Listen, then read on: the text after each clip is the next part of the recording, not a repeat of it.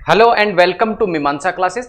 आज की जो हमारी क्लास रहने वाली है वो रहने वाली है भारत की विदेश व्यापार नीति के बारे में या फॉरेन ट्रेड पॉलिसी के बारे में। मुख्य रूप से आज की क्लास में हम 2015 में जो भारत की विदेश व्यापार नीति बनाई गई थी उसके बारे में चर्चा करेंगे। चर्चा करने से पूर्व, क्लास को स्टार्ट करने से पूर्व मैं आपको बता दूं, इकोनॉमी स्पेशल बैच के अंतर्गत ये हमारी क्लास है और इकोनॉमी स्पेशल बैच यूट्यूब पे पूर्णतः निःशुल्क इकोनॉमी से संबंधित बैच हमने चालू किया है, जिसके अंतर्गत हमारा प्रयास है कि इकोनॉमी से रिलेटेड जितने भी टॉपिक्स प्रतियोगी परीक्षाओं में पूछे जाते हैं, विशेष तौर पे सिविल सेवा परीक्षाओं को दृष्टिगत रखते हुए, चाहे वह आईएएस की परीक्षा हो या किसी स्टेट पीसीएस की परीक्षा हो, उनको दृष्टिगत रखते हुए हमने इकोनॉमी के सिलेबस को इस इकोनॉमी स्पेशल बैच में कवर करने का प्रयास किया है। न केवल सिविल सर्विसेज अपितु अन्य प्रतियोगी परीक्षाएं जिनमें इकोनॉमी से संबंधित प्रश्न पूछे जाते हैं, उनके लिए भी ये क्लास समान रूप से उपयोगी रहने वाली है। तो आइए स्टार्ट करते हैं। सबसे पहले हम बात करते हैं फॉरेन ट्रेड पॉलिसी 2015 या विदेश व्यापार नीति के इंट्रोडक्शन के बारे में। तो इंट्रोडक्शन के बारे में मैं यदि बात करूं तो सबसे पहले हम देखेंगे कि विदेश व्यापार नीति को बनाया किसके द्वारा जाता है। तो भारत में जो विदेश व्यापार नीति बनाई जाती है वो बनाई जाती है डीजीएफटी के द्वारा। डीजीएफटी का तात्पर्य है directorate general of foreign trade, जो कि उद्योग और वाणिज्य मंत्रालय के अधीन एक निकाय है। तो विदेश व्यापार नीति का निर्माण जो किया जाता है वो किसके द्वारा किया जाता है? डीजीएफटी के द्वारा किया जाता है। डीजीएफटी कौन से मंत्रालय के अधीन आता है? उद्योग व वाणिज्य मंत्रालय के अधीन आने वाला ये एक निकाय है। उसके बाद हम बात करें कि किस अवधि के लिए ये विदेश व्यापार नीति 2015 बनाई गई है। तो 2015 में जो विदेश व्यापार नीति बनाई गई है वो 2015 से 2020 की अवधि के दौरान रहने वाली है। 2015 से 20 की अवधि को दृष्टिगत रखते हुए ये नीति बनाई गई है। 1 अप्रैल 2015 से ये नीति प्रारंभ होगी और 31 मार्च 2020 तक ये नीति चलने वाली है। 2023 फिलहाल चल रहा है, लेकिन आप पूछेंगे कि 2015 की ये विदेश व्यापार नीति हम क्यों पढ़ रहे हैं? क्योंकि इस विदेश व्यापार नीति में बहुत से ऐसे उपबंध किए गए हैं जिससे भारत के विदेशी व्यापार को बढ़ावा मिले। तो मेंस के उत्तर लेखन के लिए या मुख्य परीक्षा के उत्तर लेखन के लिए ये बहुत उपयोगी रहने वाला है, इसीलिए अलग से इसकी एक क्लास हमने रखी है और इसमें हम 2015 की विदेश व्यापार नीति की बात कर रहे हैं। आइए देखते हैं किन किन चीजों पर ध्यान दिया गया है, क्या क्या बिंदु विदेश व्यापार नीति 2015 से 20 की अवधि की जो बनी है उसमें बताए गए हैं। सबसे पहले कहा गया है कि जो एक्सपोर्ट या जो भारत से होने वाले निर्यात हैं उनको क्या कर दिया जाएगा? दुगना करना है। 465 बिलियन डॉलर के जो विदेशी व्यापार है जो निर्यात के रूप में करता है, 465 बिलियन डॉलर के निर्यात को हमें किस स्तर तक पहुंचाना है? 5 सालों में 900 बिलियन डॉलर के स्तर तक पहुंचाना है। कहने का तात्पर्य निर्यातों को दुगना करना है। दूसरा, जो एक्सपोर्ट हैं उनको, जो एक्सपोर्ट हैं विदेश व्यापार से, उनका 2% से बढ़ा के कितना करना है? 5% उनको बढ़ाकर करना है। यानी वैश्विक व्यापार में जो हमारे निर्यातों की हिस्सेदारी 2% है उसको बढ़ाकर कितनी करनी है? 5% करनी है। साथ ही साथ जो देश आयात करता है, यानी हमारे देश द्वारा जो आयात किया जाता है उसको रैशनलाइज करना है। रैशनलाइज मतलब तार्किक। तार्किक करने का तात्पर्य है ऐसी वस्तुएं जो देश में ही उत्पादित की जा सकती हैं उनके आयात को क्या किया जाए? कम किया जाए। या ऐसी वस्तुएं जिनके आयात की आवश्यकता नहीं है उनके आयात को कम किया जाए। तो इसे कहते हैं आयातों का रैशनलाइजेशन या तार्किकीकरण। यानी आयात हो लेकिन केवल ऐसे आयात जो देश के लिए आवश्यक हो, तार्किक हो, वही आयात किए जाएं। उसके अतिरिक्त रीजनल ट्रेड एग्रीमेंट करने की बात इस विदेश व्यापार नीति में कही गई है। रीजनल ट्रेड एग्रीमेंट का तात्पर्य है कि कुछ देशों के समूह के साथ में, कुछ देशों के साथ अलग से क्या किया जाए? व्यापार समझौते किए जाएं। जैसे अभी हम WTO के अंतर्गत क्या करते हैं? दूसरे देशों से व्यापार की शर्तें निर्धारित करती हैं। तो WTO से बाहर भी कुछ देशों के साथ में क्षेत्रीय समझौते किए जाएं, ऐसा कहा गया है किसमें? फॉरेन ट्रेड पॉलिसी में। उसके अतिरिक्त ये कहा गया है कि हमें जो मुख्य फोकस करना है विदेशी व्यापार में वो किसमें? अफ्रीकन कंट्रीज पे, लैटिन अमेरिकन कंट्रीज पर और आसियान की जो कंट्री हैं, दक्षिण पूर्वी एशिया की जो कंट्री हैं, साउथ ईस्ट जो एशियन कंट्रीज हैं, उन पे हमें फोकस करना है क्योंकि यहाँ बढ़ता हुआ बाजार है, यहाँ वस्तु एवं सेवाओं की मांग अधिक है। तो हमें अफ्रीका, लैटिन अमेरिका और आसियान क्षेत्र पर क्या करना चाहिए? अपने विदेशी व्यापार को फोकस करना चाहिए। साथ ही साथ इस विदेश व्यापार नीति में कहा गया है कि हमें कृषि क्षेत्र पे, साथ ही साथ टेक्सटाइल क्षेत्र पर, और जो ज्वेलरी क्षेत्र है उस ज्वेलरी क्षेत्र पे हमें क्या करना चाहिए, फोकस करना चाहिए, क्योंकि ये जो क्षेत्र हैं वो हमें विदेशी व्यापार में क्या कर सकते हैं, लाभ दे सकते हैं, अर्थात इनका निर्यात हम करके विदेशी मुद्रा अर्जित कर सकते हैं। तो इन क्षेत्रों पर फोकस हमें करना चाहिए, ये कहा गया है विदेश व्यापार नीति में। इसके अतिरिक्त एक प्रोजेक्ट की बात की गई है और उस प्रोजेक्ट का नाम है प्रोजेक्ट एक्सपोर्ट। और इस प्रोजेक्ट एक्सपोर्ट के तहत क्या कहा गया है कि इंफ्रास्ट्रक्चर या आधारिक संरचना का क्या किया जाएगा, निर्माण किया जाएगा। कहां, दूसरे देशों में। दूसरे देशों में भारत क्या करे, आधारिक संरचना या इंफ्रास्ट्रक्चर का निर्माण करे, ताकि भारत से उन देशों को एक्सपोर्ट्स या निर्यात क्या करे जा सके, बढ़ाए जा सके। यानी दूसरे देश में जाकर भारत क्या करे, आधारिक संरचना इंफ्रास्ट्रक्चर का निर्माण करे, ताकि भारत से निर्यात उन देशों में बढ़ जाए। इसी तरह एक अवधारणा दी गई है विदेश व्यापार नीति 2015 के अंतर्गत, वो दी गई है एक्सपोर्ट पार्क की। यानी कि एक्सपोर्ट पार्क ऐसे क्षेत्र होंगे जहां पर इंपोर्ट ड्यूटी या कह सकते हैं आयात जो शुल्क होगा वो शून्य होगा। कोई वस्तु दूसरे देश से आयात होकर यहां यदि इस क्षेत्र में आती है तो आयात शुल्क क्या होगा, शून्य होगा। और इस क्षेत्र में किसी भी प्रकार के उद्योग को लगाने के लिए, या हम कह सकते हैं किसी भी प्रकार के यूनिट को लगाने के लिए 100% एफडीआई, एफडीआई मतलब foreign direct investment, foreign direct investment, या हम कह सकते हैं 100% विदेशी प्रत्यक्ष निवेश पूर्णतः क्या होगा, यहां पर अनुमित होगा, पूर्णतः परमिशन होगी कि पूरा का पूरा विदेशी निवेश से कोई यूनिट यहां पर लगाई जा सके। ऐसा किसमें प्रावधान किया गया है, एक्सपोर्ट पार्क्स के अंतर्गत। उसके अतिरिक्त अन्य अवधारणा जो एफटीपी फॉरेन ट्रेड पॉलिसी 2015 में दी गई है, वो दी गई है एक टीईई, जिसका नाम है टाउन ऑफ एक्सपोर्ट एक्सीलेंस बनाया जाएगा। कहां बनाया जाएगा, विशाखापत्तनम में। एक्सपोर्ट्स को बढ़ाने के लिए, निर्यातों को बढ़ावा देने के लिए, सभी सुविधाओं से युक्त, जो निर्यात को बढ़ावा दे सकती हैं ऐसी सुविधाओं युक्त एक टाउन बनाया जाएगा, जिसे टाउन ऑफ एक्सपोर्ट एक्सीलेंस के नाम से जाना जाएगा। कहां बनाया जाएगा, विशाखापत्तनम पर यह बनाया जाएगा। इसके अलावा अन्य अवधारणा जो यहां दी गई है वो है असाइड। असाइड का तात्पर्य है assistance to states for development of export infrastructure. यानी एफटीपी 2015 विदेश व्यापार नीति 2015 के तहत ये प्रावधान किए गए कि केंद्र सरकार क्या देगी, राज्य सरकारों को सहायता के रूप में पैसा देगी, ताकि राज्य सरकार अपने यहां क्या कर सके, निर्यात को बढ़ाने वाले इंफ्रास्ट्रक्चर का क्या कर सके, निर्माण कर सके। इसी प्रकार जो टीईई हमने देखा था, टाउन ऑफ एक्सपोर्ट एक्सीलेंस हमने देखा था, उस टाउन ऑफ एक्सपोर्ट एक्सीलेंस को क्या दिया जाएगा, टीईई का दर्जा तब दिया जाएगा जब वो 150 करोड़ या 750 करोड़ रुपए का क्या कर ले, व्यापार कर ले, विदेशी व्यापार, और उस विदेशी व्यापार में भी क्या कर ले, निर्यात।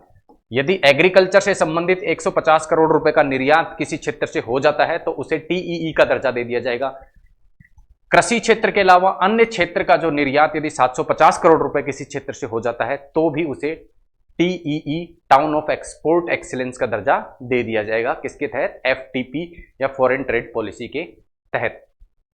आगे एक अन्य योजना जो फॉरेन ट्रेड पॉलिसी 2015 के अंतर्गत चालू की गई वो थी निर्यात बंधु योजना। और इस योजना के अंतर्गत जो नए निर्यातक हैं उन नए निर्यातकों को क्या दिया जाएगा, निर्यात करने के लिए सहायता दी जाएगी। तो नए निर्यातकों की सहायता के लिए, निर्यात में सहायता के लिए जो योजना चालू की गई एफटीपी के अंतर्गत वो थी निर्यात बंधु योजना। इसके अतिरिक्त ईपीसीजी नाम की योजना जो विदेशी व्यापार या निर्यात को बढ़ावा देने के लिए पहले से चल रही थी, उसको भी फॉरेन ट्रेड पॉलिसी 2015 विदेश व्यापार नीति 2015 के अंतर्गत जारी रखा गया। और ईपीसीजी का तात्पर्य है export promotion capital goods. Export promotion capital goods का तात्पर्य ऐसी वस्तुएं जो क्या करती हैं, निर्यात को बढ़ावा देती हैं। क्या करती हैं, निर्यात को बढ़ावा देती हैं। उन वस्तुओं पर क्या करा जाएगा, जो कस्टम ड्यूटी या सीमा शुल्क लगता है वो क्या करा जाएगा, उसकी जो दर है वो कम रखी जाएगी। यानी एक्सपोर्ट को बढ़ावा देने वाली जो भी वस्तुएं हैं उन पे सीमा शुल्क कम मात्रा में लगाया जाएगा। और उस योजना का नाम है EPCG, export promotion capital goods. ठीक है।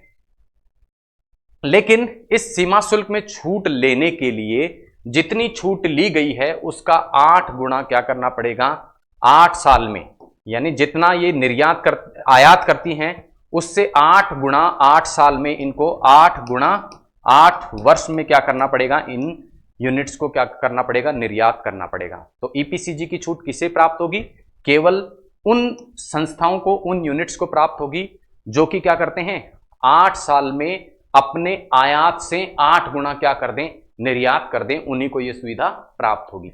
उसके बाद एक अन्य कॉन्सेप्ट जो विदेश व्यापार नीति के तहत दिया गया है वो है SEIS, जिसका तात्पर्य है सर्विस एक्सपोर्ट फ्रॉम इंडिया। और सर्विस एक्सपोर्ट फ्रॉम इंडिया का तात्पर्य है सेवाओं का क्या करा जाएगा, जब भारत से क्या किया जाएगा, सेवाओं का निर्यात। जब सेवाओं का निर्यात भारत से अन्य देशों को किया जाएगा तब उस स्थिति में क्या दी जाएगी, ड्यूटी स्क्रिप्ट्स दी जाएगी, यानी कि जो शुल्क है उसमें छूट, शुल्क छूट के लिए क्या दी जाएगी, कुछ रिसिप्ट्स दी जाएगी, किसको, निर्यातकों को, निर्यातकों को छूट दी जाएगी। और इन स्क्रिप्ट्स का यूज जो है वो निर्यातक सीमा शुल्क या उत्पाद शुल्क का भुगतान करने के लिए कर सकते हैं। कहने का तात्पर्य है कोई उत्पादक है, जब ये उत्पादक क्या करता है, उत्पादन करता है और अपने इस उत्पादन को क्या करता है, निर्यात के लिए भेजता है, तो यहां जब ये निर्यात करेगा तो इसके बदले में इसको क्या मिलेगी, ड्यूटी स्क्रिप्ट मिलेगी। और इस ड्यूटी स्क्रिप्ट में जो छूट मिलेगी उसका प्रयोग जब ये उत्पादन कर रहा है तो इसके ऊपर लगने वाले उत्पाद शुल्क में छूट के लिए यूज कर सकता है, या फिर जब ये निर्यात कर रहा है तो यहां लगने वाले सीमा शुल्क में छूट के लिए भी ये इस ड्यूटी स्क्रिप्ट्स का क्या कर सकता है, प्रयोग कर सकता है। तो इस प्रकार की कुछ छूट निर्यात को बढ़ावा देने के लिए, सेवाओं के निर्यात को बढ़ावा देने के लिए SEIS service export from India scheme के तहत दी जाएंगी। इसी प्रकार का एक अन्य योजना है MEIS, जिसका नाम है मर्केंडाइज एक्सपोर्ट फ्रॉम इंडिया, और ये दी जाती है, ये जो स्कीम है किसके लिए है, जब वस्तुओं का क्या किया जाता है, पिछला SEIS किसका था, सेवाओं के एक्सपोर्ट के मामले में था, ये वस्तुओं का जब क्या किया जाता है, भारत से निर्यात किया जाता है दूसरे देशों को, तब क्या किया जाता है, जो छूट प्रदान की जाती है वो किस स्कीम के तहत की जाती है, MEIS स्कीम के तहत की जाती है। लेकिन ये MEIS says special economic zone से यदि कोई निर्यात होता है तो उस पर लागू नहीं है, साथ ही साथ सोने का यदि निर्यात होता है तो उस पर भी क्या नहीं है, ये MEIS स्कीम लागू नहीं है। सेज में लागू क्यों नहीं है, क्योंकि सेज में पहले से ही बहुत सारी छूट सरकार द्वारा दी हुई होती हैं। सोने पर लागू क्यों नहीं है, क्योंकि सोने का जो निर्यात है वो क्या कर देगा, भारत में सोने की कमी पैदा करता है, जिससे अधिक मात्रा में बाद में सोने का निर्यात आयात भारत को करना पड़ता है, जो कि राजस्व घाटे या राजकोषीय घाटे को बढ़ाता है। इसी कारण MEIS स्कीम गोल्ड, सोने या सेज पर लागू नहीं है। उसके अतिरिक्त जो प्रमुख उपाय 2015 की विदेश व्यापार नीति में किया गया है और जिस पर अक्सर प्रतियोगी परीक्षाओं में प्रश्न पूछे जाते हैं वो है ease of doing. Ease of doing का तात्पर्य है व्यापार करने की सुगमता, व्यापार करने की सुगमता। और इसके तहत ऐसा प्रयास किया गया है कि कोई भी जो व्यापारी है उस व्यापारी को अपना व्यापार करने के लिए किसी प्रकार की दिक्कतों का सामना ना करना पड़े। ठीक है, विदेश से कोई निवेशक आता है, विदेश से निवेशक आया, उस निवेशक को भारत में किसी प्रकार का व्यापार करने में किसी प्रकार की समस्या ना हो, उसके लिए ईज ऑफ डूइंग की पहल की गई है विदेश व्यापार नीति के तहत। और उसके अंतर्गत सबसे पहला जो प्रावधान किया गया है वो क्या किया गया है, नो सीज, यानी किसी भी सामान को जो है उसको सीज नहीं किया जाएगा। सीज नहीं किया जाएगा मतलब जब्त नहीं किया जाएगा, ठीक है ना।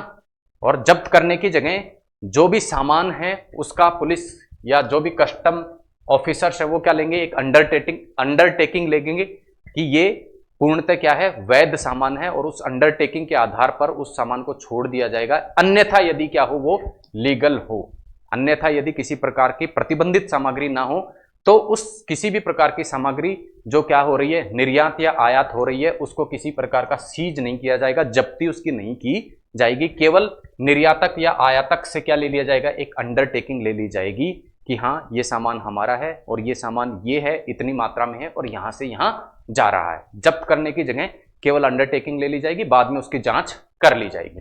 उसका परिणाम क्या होगा कि जो माल का आवागमन है वो नहीं रुकेगा, आयात निर्यात सुगमता से होता रहेगा। बाद में जांच के दौरान यदि पाया जाता है तो संबंधित व्यक्ति या कंपनी के विरुद्ध कार्रवाई कर ली जाएगी। लेकिन जो दोषी नहीं है या इलीगल अगर कोई नहीं है, आयात निर्यात इलीगल रूप से नहीं कर रहा है, लीगल रूप से किया जाने वाला आयात निर्यात ना रुके, उसको ध्यान में रखते हुए यह कदम उठाया गया है। फिर भी यदि किसी सामान को जो कि आयात या निर्यात होके भारत से बाहर या अंदर आ रहा है, उसको यदि जब्त भी करना पड़ रहा है, ठीक है, तो जब्ती जो की गई है उसका रिजोल्यूशन 7 दिन में करना होगा। अर्थात या तो यह बताया जाएगा कि जब्ती का आधार क्या है, सीज करने का आधार क्या है, और यदि कोई आधार नहीं है तो 7 दिन बाद उस सामान को छोड़ना होगा। उसके अतिरिक्त कस्टम क्लियरेंस की जो सुविधा होगी वो 24/7 यानी 7 दिन 24 घंटे आयात और निर्यात के लिए क्या रहेगी, कस्टम क्लियरेंस। यानी जब भी भारत की सीमा के अंदर कोई सामान प्रवेश करता है बंदरगाहों के माध्यम से या बाहर जाता है, तो वहां पर क्लियरेंस की जो सुविधा है वो 24 घंटे 7 दिन उपलब्ध रहेगी। ठीक है। उसके बाद अन्य जो प्रयास ईज ऑफ डूइंग या व्यापार सुगमता के लिए जो किए गए हैं वो है self assessment of custom duty. यानी कोई भी जो आयातक या निर्यातक है, वो आयातक या निर्यातक क्या करेगा, स्वयं ही क्या कर लेगा, अपनी जो उसके सीमा शुल्क, आयात या निर्यात के लिए जो सीमा शुल्क है उसका स्वयं ही क्या लगेगा, जो संभावित सीमा शुल्क बनेगा वो स्वयं निर्धारित करके जमा करा देगा, और यदि कोई कम या ज्यादा होता है तो बाद में उससे ले लिया जाएगा।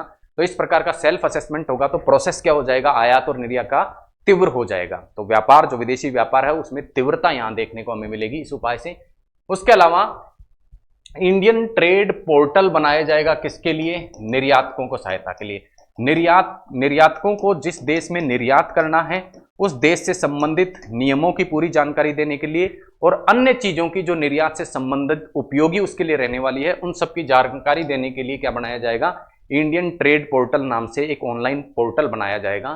साथ ही साथ ऑनलाइन ड्यूटी स्क्रिप्ट बेनिफिट भी दी जाएंगे।